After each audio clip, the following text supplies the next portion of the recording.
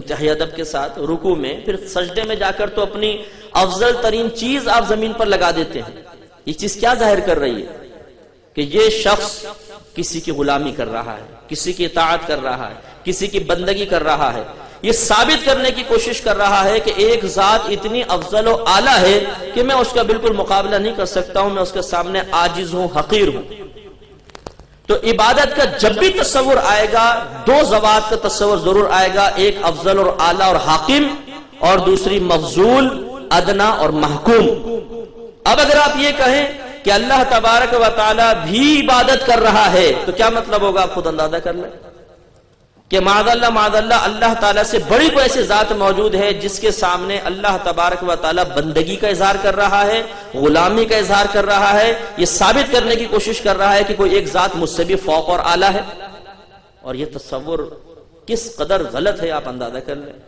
تو اس لیے عبادت کا لفظ اللہ کے لیے استعمال کرنا، اس کو کفر لکھا ہے، کفر، کہ یہ نہ استعمال کیا جائے، نہ پڑھنے کا لفظ نہ عبادت کا۔ صحیح یہ ہے جو آپ کی خدمت میں عرض کیا کہ بے شک اللہ تعالیٰ اور اس کے رسول، اس کے فرشتے ان نبی کریم صلی اللہ علیہ وسلم پر درود بھیجتے ہیں۔ درود بھیجنے کا مطلب کیا ہے؟ یہ بھی یاد رکھیے گا، جب اللہ کی طرف درود بھیجنے کی نسبت کی جائے گی تو اس کا مطلب ہوتا ہے رحمت نازل فرمانا۔ جب آپ فرشتوں کی طرف نسبت کریں گے کہ فرشتے درود بھیجتے ہیں تو اس کا مطلب ہوتا ہے طلب مغفرت، مغفرت طلب کرنا۔ اور جب ہم انسانوں کی طرف درود کی نسبت کی جائے گی کہ ہم نبی پر درود بھیجتے ہیں تو اس کا مطلب ہوتا ہے دعائے رحمت۔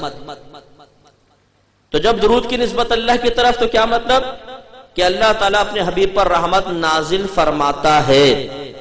جب فرشتوں کی طرف نسبت تو اس کا مطلب ہے کہ فرشتے نبی کریم صلی اللہ علیہ وسلم کے لیے طلب مغفرت کرتے ہیں۔ اور جب ہماری طرف نسبت ہوگی تو اس کا مطلب ہوگا کہ ہم اپنے نبی کریم کے لیے اللہ کی بارگاہ میں رحمت کے نزول کی دعا کر رہے ہیں۔ تو اب آیت کا مفہوم اور ترجمہ یہ بنے گا کہ بے شک اللہ تبارک و تعالی اپنے حبیب کریم صلی اللہ علیہ وسلم پر رحمت نازل فرماتا ہے اور یہ فرشتے ان کے لیے طلب مغفرت کرتے ہیں۔ اے ایمان والو، تم ان نبی کریم صلی اللہ علیہ وسلم کے لیے رحمت اور سلامتی کی خوب دعائیں مانگو۔ یہ اس کا مفہوم ہے۔ اب آپ کے ذہن میں وسوسہ پیدا ہو سکتا ہے کہ فرشتے ہمارے نبی کی مغفرت طلب کر رہے، ہم اپنے نبی کے لیے رحمت طلب کریں؟ ہمارے نبی کی ذات تو وہ ہے کہ جن کے قدموں کی گرد کی برکت سے پوری کائنات میں مغفرت تقسیم ہو رہی ہیں۔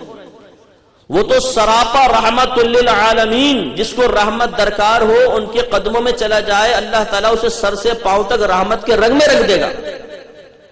اتنا کرم، تو پھر ان کے لیے طلب رحمت کی دعا؟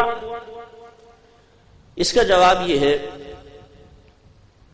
کہ آپ نے جو وسوسہ پیدا ہوا یا اعتراض پیدا ہوا اس وجہ سے پیدا ہوا کہ شاید ہم نے یہ سمجھا کہ جب کسی کے لیے دعا کی جاتی ہے کسی بھی چیز کی تو اس وقت کی جاتی ہے جب سامنے والا اس چیز سے محروم بھی ہو۔ حالانکہ یہ خیال غلط۔ اگر ایک فقیر ایک بادشاہ کے پاس جا کر کہے کہ اے بادشاہ اللہ تجھے عزت عطا فرمائے، دولت عطا فرمائے، بتائیں دعا ٹھیک ہے کہ غلط ہے؟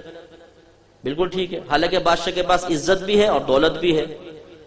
تو یہ ضروری نہیں ہوتا کہ آپ جس کے لیے دعا کر رہے ہیں وہ آپ کی دعا والی چیز سے محروم بھی ہو سکتا ہے اس کے پاس پہلے ہی ہو، اور جیسے ہمارے نبی کریم کے پاس ہے۔ تو اب سوال پیدا ہوتا ہے، یہ تو تحصیل حاصل لازم آ گئی کہ پہلے نبی کریم کو معلوم اور پھر ان کے لیے دعا کر رہے ہیں۔ یہ کیوں؟ یہ اس لیے کہ مجھے آپ یہ بتائیے، ایک فقیر جب بادشاہ کے پاس جا کر کہے گا کہ اے بادشاہ اللہ تعالیٰ آپ کو عزت اور دولت عطا فرمائے، تو جواب میں بادشاہ کیا کرے گا؟ اسے انعام دے گا، اکرام دے گا، خوش ہو کے تحفے دے گا۔ تو بس یہ اللہ تعالیٰ نے ہمیں اپنی بارگاہ سے انعامات کی بھیک حاصل کرنے کا ایک طریقہ بتایا ہے کہ تم میرے نبی کے لیے دعائے رحمت کرو اور اے فرشتوں تم ان کے لیے طلب مغفرت کرو، تو اللہ تعالیٰ اس کے بدلے میں تمہیں درجات کی بلندی عطا فرمائے گا اور ہم انسانوں کے لیے گناہوں کے کفارے ہو جائیں گے، نیکیوں میں اضافہ ہوگا۔ تو اس لیے اس میں کوئی ڈاؤٹ نہیں ہے۔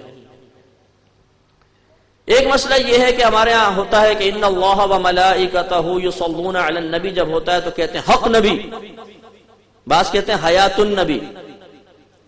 کبھی آپ نے غور کیا کہ اس کی شرعی حیثیت کیا ہے؟ کیوں کہتے ہیں؟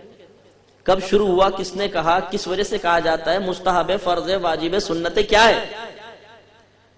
کل اگر آپ نے میرا بیان سنا ہوتا تو میرا اولین جو تمہیدی موضوع تھا وہ یہی تھا کہ ہم جو معمولات اختیار کیے ہوئے ہیں ان کے بارے میں کم از کم اتنا جاننے کی کوشش کرنی چاہیے اس کی اصل کیا ہے، اس کی شرعی حیثیت کیا ہے، تاکہ ایک بچہ اگر ہماری نئی نسل کا نوجوان ہم سے پوچھتا ہے کہ جی حق نبی حیات النبی کہتے ہیں یہ کیوں کہتے ہیں، تو ہم اس کو سیٹسفائی کر سکیں، کچھ اس کو معقول جواب تو دے سکیں۔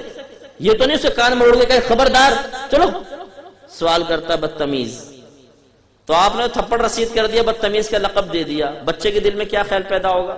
غلط۔ تو یاد رکھیں کہ اگر اس آیت کو پڑھتے ہوئے درمیان میں وقفہ نہ کیا جائے اور متصل پڑھتے جا رہے ہیں ان اللہ و ملائکتہ یصلون علی النبی یا ایھا الذین آمنوا، رکے نہیں، تو پھر یہ حیات النبی حق نبی کہنا ممنوع ہوگا، گناہگار ہو جائیں گے۔ اس لیے کہ آیات کے درمیان میں جب قرآن پڑھا جا رہا ہو تو کوئی کلام کرنا جائز نہیں ہوتا، اور اگر وہ درمیان میں وقف کر لے تو پھر بھی یاد رکھیں کہ حق نبی یا حیات النبی کی کوئی شرعی حیثیت ایسی نہیں ہے کہ جس پر کوئی ثواب مرتب ہوگا، مباح کام ہے، کہیں تو ٹھیک ہے، نہیں کہیں تو کوئی گناہ نہیں۔ حق نبی تو پھر بھی سمجھ میں آتا ہے کہ بے شک اللہ تعالیٰ ان اور اس کے فرشتے نبی پر درود بھیجتے ہیں، تو ہم نے کہا حق نبی، کہ یہ تو نبی کا حق ہی ہونا چاہیے کیونکہ واقعی اللہ نے ایسا ان کو بنایا ہے کہ ہم وقت ان کے لیے رحمتوں کا نزول ہونا چاہیے۔ لیکن اس مقام پہ حیات النبی کا لفظ استعمال کرنا یہ بہت عجیب و غریب ہے کہ بے شک اللہ تعالیٰ اور ان کے فرشتے ان نبی پہ درود بھیجتے ہیں، ہم کہتے ہیں نبی کی زندگی، کیوں حیات النبی کا مطلب نبی کی زندگی؟ کیا معنی ہے اس کا، اس قول کا کہ وہ آیت پڑھی گئی ہم نے کہا نبی کی زندگی؟ تو اس لیے سوچنے کی بات ہے، تھوڑا سمجھیے کہ ہر چیز کو اخذ کر لینا اور اخذ کرنے کے بعد اس کے معانی مفہوم پر توجہ نہ کرنا یہ ضروری ہوتا ہے کہ ہم کریں، تاکہ ہماری آنے والی نسلیں یہ بات جانیں کہ کیا چیز من جانب شریعت منقول ہوتی آ رہی ہے، کیا ہمارا اضافہ ہے اور اس اضافے کی کیا شرعی حیثیت بنے گی۔ یہ بہت ضروری ہے، ورنہ میں خود یہ میرا مشاہدہ ہے، علماء اسٹیج پہ تشریف فرما ہے، آپ ایک نوجوان کو کھڑا کر کے پوچھ لیجئے کہ کتنی چیزیں ایسی ہیں جو قرآن و حدیث سے منقول چلی آ رہی ہیں اور کتنی ایسی چیزیں ہیں جو تغیرات زمانہ کے اعتبار سے اس میں ایڈ ہو گئی ہیں۔ اس بچے کو بٹھائیے ذرا، بہت مہربانی ہو، بیٹا بیٹھ جائے، آپ نہیں سن رہے دوسروں کو سننے دیجئے، کرم نوازی ہوگی آپ کی، تصویر کھینچنا کوئی ضروری تو نہیں۔ ایک دفعہ درود شریف پڑھ لیجیے، اللہم صلی علی سیدنا و مولانا محمد وعلی آل سیدنا و مولانا محمد کما صلیت علی سیدنا ابراہیم وعلی آل سیدنا ابراہیم انک حمید مجید۔ تو میں عرض کر رہا تھا کہ ہمیں چیزوں کی شرعی حیثیت کا تعین کرنا چاہیے، اگر ہم نہیں کریں گے، نہیں جاننے کی کوشش کریں گے تو آنے والی نسل کو یہ نہیں پتہ چلے گا کہ اصل کیا تھا